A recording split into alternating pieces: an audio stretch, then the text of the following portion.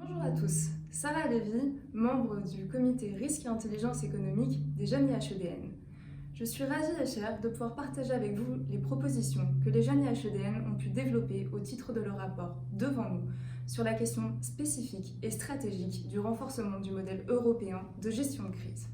Comme cela a été évoqué à titre préliminaire par Maëlys Hague, malgré la création du mécanisme européen de protection civile en 2001, renforcé par les IPCR en 2013, la crise sanitaire a révélé des difficultés à mobiliser l'ensemble des partenaires européens. Les jeunes IHEDN se sont donc regroupés pour identifier les lacunes et proposer des remèdes afin de permettre à l'Union européenne de s'affirmer comme un véritable acteur de la protection de ses citoyens. Des difficultés, oui, mais lesquelles ? Tout d'abord, nous avons pu constater des disparités dans les réponses apportées face à cette situation d'urgence. En effet, malgré des techniques tactiques et opérationnelles globalement satisfaisantes de chaque partenaire, les différences de moyens, de doctrine, mais également les divergences des intérêts et des priorités propres à chaque pays a ralenti de facto l'action des institutions et rendu difficile le consensus.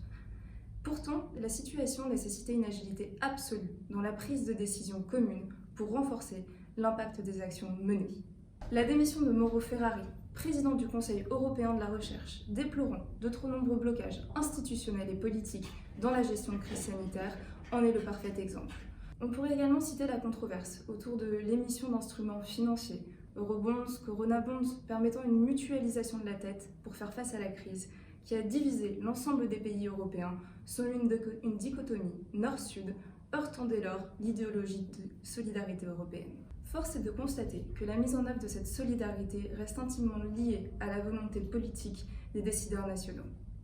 Si la construction européenne s'est formalisée et incarnée par des institutions politiques, administratives, financières, nous n'avons pas, au cours de la crise, suffisamment pensé l'Union européenne comme un territoire unique et connecté. Face à l'urgence, les institutions ont fait face à un regain de souveraineté nationale au détriment d'une réflexion européenne.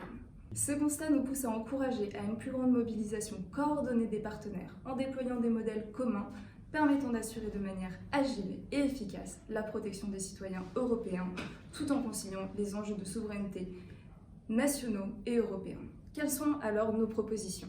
À l'instar de Robert Schuman, nous sommes persuadés que la construction d'un système commun de gestion de crise opérationnelle sera rendue possible par des réalisations concrètes, créant avant tout une solidarité de fait. Favoriser la mutualisation des forces nous semble être un pilier fondamental du déploiement d'un système commun de gestion de crise, permettant d'apporter une réponse unitaire face à une situation globalisée, gage d'agilité et de résilience. Comme nous avons pu le constater avec la mobilisation de médecins cubains ou bien même russes au chevet de l'Italie pour soutenir le pays dans sa lutte contre l'épidémie, il pourrait être pertinent de promouvoir dans chaque pays la création et l'entretien commun d'un service de protection civile pouvant être mobilisé en cas de crise. Dépendant de chaque État membre, mais constitué et entraîné avec la même rigueur, il pourrait être le terreau d'une coopération européenne civile en temps de crise. Cette proposition vise en réalité à renforcer le mécanisme européen de protection civile déjà existant pour rendre son activation plus flexible, facilitant le déploiement d'une action coordonnée des États membres.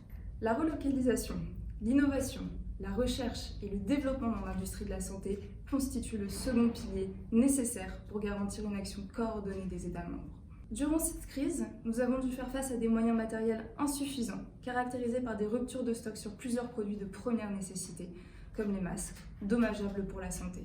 À ce phénomène s'est ajoutée une forme de concurrence entre les États membres, soucieux de protéger les intérêts de leurs citoyens.